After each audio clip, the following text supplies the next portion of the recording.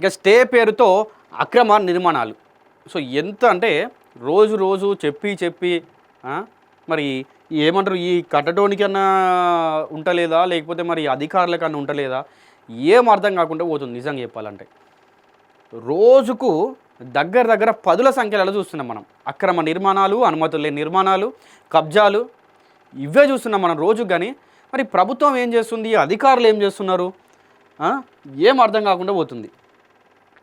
రోజు నేనే ఒక ఒక ఒక 10 చెప్తున్నా మీకు, 10 వార్తలు చెప్తున్నా. ఒక గచ్చిపోలు అంటాడు, మియాపూర్ అంటారు, లేకపోతే ఇంకెక్కడో కరీంనగర్, వరంగల్, జగిత్యాల, మహబూబ్నగర్, వాళ్ళ ల్యాండ్ కబ్జా గురైంది, అనుమతులు లేని బిల్డింగ్లు కడుతున్నారు. ఎట్లా రోజుకు చెప్పి మాకే ఆశ ఉంది, కానీ వీళ్ళు మాత్రం మాట్లాడట్లేరు. అంటే ఒక విధంగా ఏంటంటే ప్రభుత్వానికి రావాల్సినటువంటి ఆదాయానికి గండి కొడుతూ ఉన్నారు వీళ్ళు. ఇక గచ్చిబౌలిలో చర్చనీయాంశంగా మారిన అక్రమ నిర్మాణం, అధికారులపై వెల్లువెత్తున్న తీవ్ర ఆరోపణలు. తీసుకున్నది స్టీల్+2 అనుమతులు మాత్రమే. అయితే స్టీల్ 2+2 అనుమతులు మాత్రమే. అదనపు అంతస్తులు కడుతున్న స్పందించిన అధికారులు. పెరిగిన ట్రాఫిక్ సమస్యలు, పాదచారులకు ఇబ్బందులు. ఇక శేర్లింగంపల్లి సర్కిల్ పరిధిలోని గచ్చిబౌలి విలేజ్ మెయిన్ రోడ్లో జరుగుతున్న అక్రమ నిర్మాణం స్థానికంగా తీవ్ర చర్చనీయాంశంగా మారింది.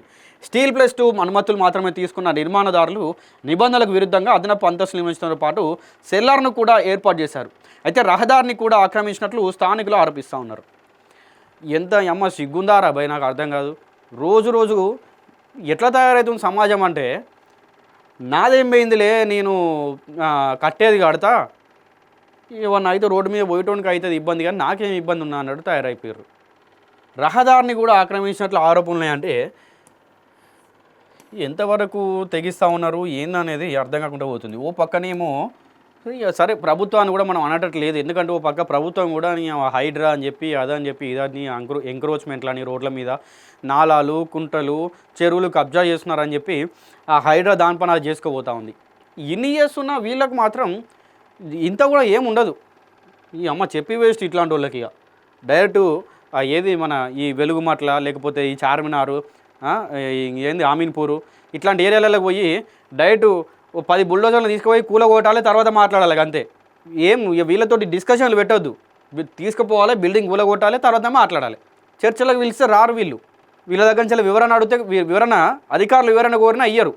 వీళ్ళది ఇట్లుంటే ఈ అధికారులు ఎట్లుంటుంది అంటే, పోతాడు అధికారి, ఇప్పుడు ఎవరో ఒకరు ఇక అక్కడ ఉన్నటువంటి స్థానికులు, లేకపోతే పాదచారులు అంటే నడుచుకుంటూ పోయేటోళ్ళు, లేకుంటే ఇంకెవరో మీడియా వాళ్ళు ఎవరో ఒకరు పోయి కంప్లైంట్ చేస్తారు. అయ్యా మరి ఆడ అనుమతులు లేకుండా కడతా ఉన్నారు, మీరు 4 ఫ్లోర్లకే అనుమతి ఇచ్చిర్రు, పైన ఇంకెక్కువ ఫ్లోర్లు కడతా ఉన్నారు, లేకపోతే ఎంక్రోచ్మెంట్ అయింది, కొంచెం రహదారిని కూడా వాళ్ళు ఆక్రమించుకున్నారు, ఇట్లాంటి కంప్లైంట్ చేస్తారు. వాళ్ళు ఏం చేస్తారు, లేదు అట్లెట్లా చేస్తారు, మేము పోతాం, వాళ్ళపైన యాక్షన్ తీసుకుంటాం, ఖచ్చితంగా చర్యలు తీసుకుంటాం, అట్లెట్లా చేస్తారని పోతారు వీళ్ళుగా. కథం వాళ్ళు కుమ్మక్క అవుతారు, వాళ్ళు ఏదో మూటలు తీసుకుంటారు, మాట్లాడుకుంటారు, మళ్ళా బయటకు వచ్చి ఏం ఎరగనట్టు లేదు బరాబరే ఉంది కదా అది అని అంటారు. ఇక్కడ పిచ్చోళ్ళు ఎవరు జనాలు ఇక్కడ అట్లా అంటే వీళ్ళు ఇట్లా ఉంటే అధికారులు అట్లా తయారయ్యారు. ఏం చెప్పడానికి కూడా ఏం చెప్పాలో కూడా అర్థమవుతలేదు. ఇక దీంతో ఆ ప్రాంతంలో ట్రాఫిక్ సమస్యలు తీవ్రంగా పెరిగినాయి, పాదచారులు ఇబ్బందులు ఎదుర్కొంటున్నారు.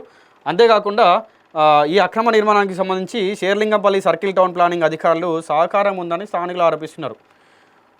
ఇక కోర్టుకు తప్పుడు సమాచారం అందించి స్టే ఆర్డర్ పొందినట్లు కూడా వారు పేర్కొన్నారు. ఈ స్టేను ఆధారంగా చేసుకొని నిర్మాణదారులు అక్రమ నిర్మాణాన్ని నిర్భ్యంతరంగా కొనసాగిస్తున్నారని తెలుస్తుంది. అయితే ఇప్పటికే పలుమార్లు స్థానికులు సంబంధిత అధికారులకు ఫిర్యాదులు చేసినప్పటికీ ఎలాంటి చర్యలు తీసుకోలేదని అసంతృప్తి వ్యక్తం చేస్తున్నారు. కోర్టులో స్టేను వికెట్ చేయాల్సిన బాధ్యత ఉన్నప్పటికీ టౌన్ ప్లానింగ్ అధికారులు ఉద్దేశపూర్వకంగా కాలయాపన చేస్తున్నారని విమర్శలు వస్తూ ఉన్నాయి. ఇంకా దీనివల్ల అక్రమ నిర్మాణం మరింతగా వేగంగా జరుగుతుందని ఆవేదన వ్యక్తం చేస్తున్నారు.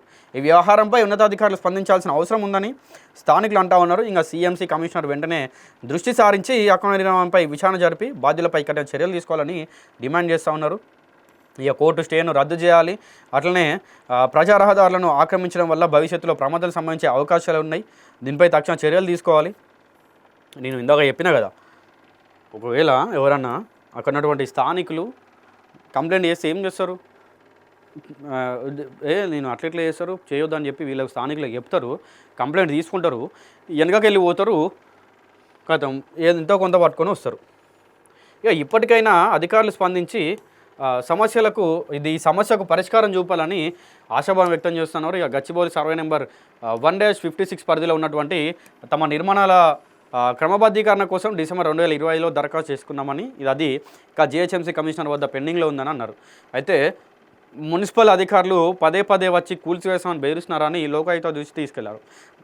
గతంలో హైకోర్టు WP నెంబర్ 37863/2018 ఇచ్చిన తీర్పు ప్రకారం అప్లికేషన్లు పెండింగ్లో ఉన్నప్పుడు కఠిన చర్యలు తీసుకోకూడదని వారి న్యాయవాది వాదించారు. అలాగే ఈ వాదనలు పరిశీలించిన లోకాయుక్త చట్టంలోని సెక్షన్ 450/A 450/AA కింద దరఖాస్తులు ఉన్నప్పుడు కూల్చివేతలు చేయకూడదని స్పష్టం చేసింది.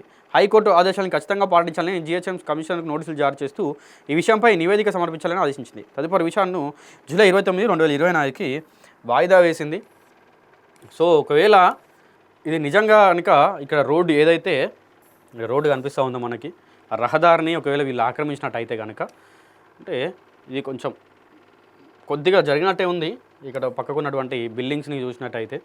సో ఒకవేళ నిజంగా మరి వీళ్ళు ఈ ఆక్రమణకు గురైందా, రోడ్డు ఆక్రమణకు గురైందా, అట్లనే అనుమతులు ఎన్ని ఫ్లోర్స్కి అనుమతులు తీసుకున్నారు, ఎన్ని ఫ్లోర్స్ బిల్డింగ్ కడుతూ ఉన్నారు, సో అది కూడా ఒకసారి చెక్ చేసి వాళ్లకు ఒకవేళ కనుక నిజంగానే అక్రమంగా నిర్మించినట్టయితే మరి బిల్డింగ్ని పడగొట్టడమా లేకుంటే చట్టపరమైన చర్యలు తీసుకోవడమా, ఒకవేళ బిల్డింగ్ కనుక కరెక్ట్గానే ఉంటే అక్కడ ఉన్నటువంటి స్థానికులకు దీని గురించి అవగాహన కల్పించండి. అంటే ఆల్రెడీ వాళ్ళు ఎన్ని ఫ్లోర్లకు కావాల్సినటువంటి అనుమతులు తీసుకున్నారు, వాళ్ళ అనుమతులు సరిగా ఉన్నాయి,